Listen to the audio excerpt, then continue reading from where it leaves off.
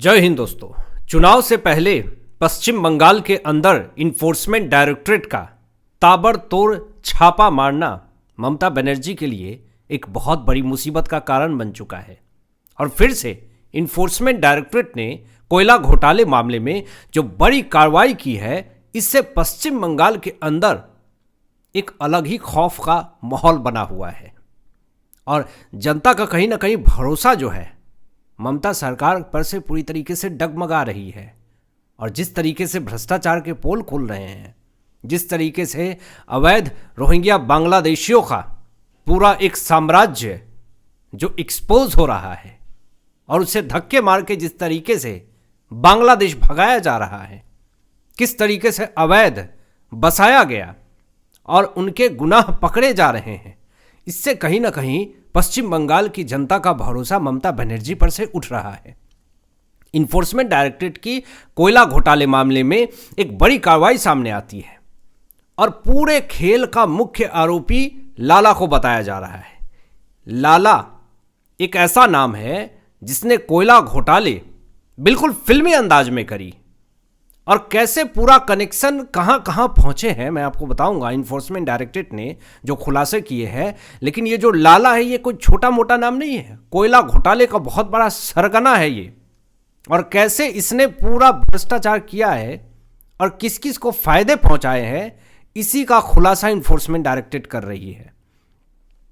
Enforcement directorate ने अभी 160 करोड़ रुपए की संपत्ति को जब्त किया है। कोयला घोटाले मामले में अभी तक 488 करोड़ की संपत्ति को जब्त कर लिया इन्फोर्समेंट डायरेक्टरेट ने। अब जरा समझिए कि ये जो लाला घोटाला कैसे करता था, कोयला घोटाले बिल्कुल फिल्मी अंदाज में, मतलब आप सुन करके शॉक्ड हो जाएंगे। लेकिन आपको बता दूं कि ये कोयला घोटाले करने का जो सरगना है लाला, ये पुलिस को चकमा देने के लिए जो तरीका अपनाता था, ये करता क्या था कि फर्जी नाम से नकली पर्ची बनाया करता था।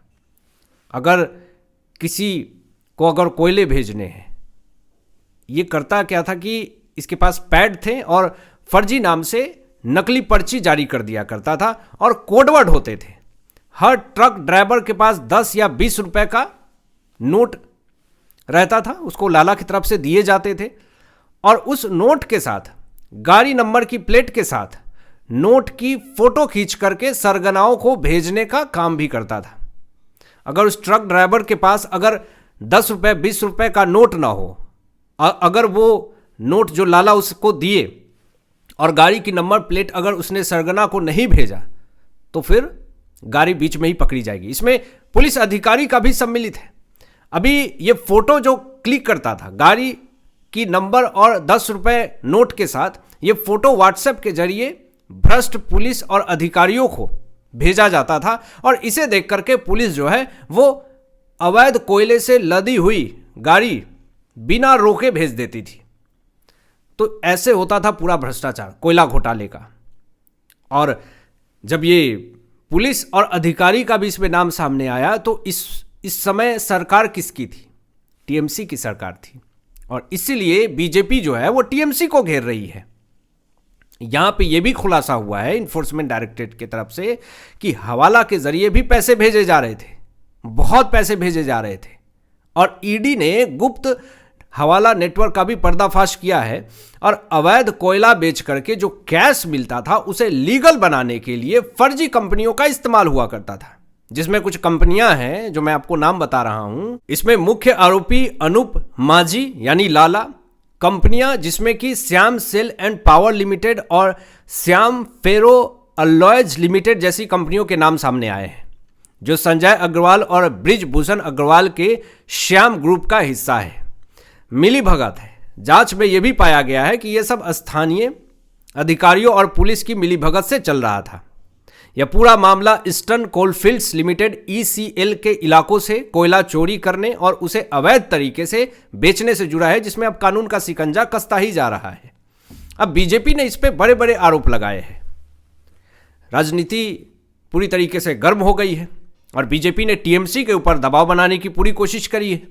कोयला घोटाले मामले में या फिर बालू खनन से आने वाला जो अवैध पैसा होता था वो राजनीति अभियान में इस्तेमाल किए जाते थे। ये बीजेपी ने आरोप लगाया है कि दबा करके कोयला घोटाला हुआ, एसएससी स्कैम हुआ, चाहे बालू खनन का भ्रष्टाचार हुआ, ये सब पैसे राजनीति अभियान में इस्तेमाल हुए हैं, टीएमसी की सरकार में हुए हैं। बीजेपी ने इसको एक राजनीति मुद्दा बना दिया है और इसका फायदा पश्चिम बंगाल की जनता की तरफ से पूरा मिल रहा है बीजेपी को, और इसका रिजल्ट ममता बनर्जी के जनसभा में, रैली में देखने को मिल रहा है, क्योंकि पूरी कुर्सियां खाली हैं।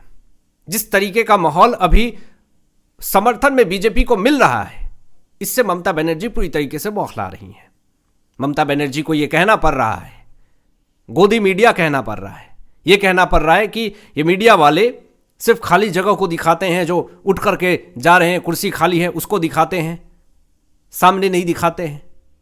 तो अब तो ममता बनर्जी इतना ज़्यादा बौखला चुकी हैं कि मीडिया को गोदी मीडिया तक कहने लगी है।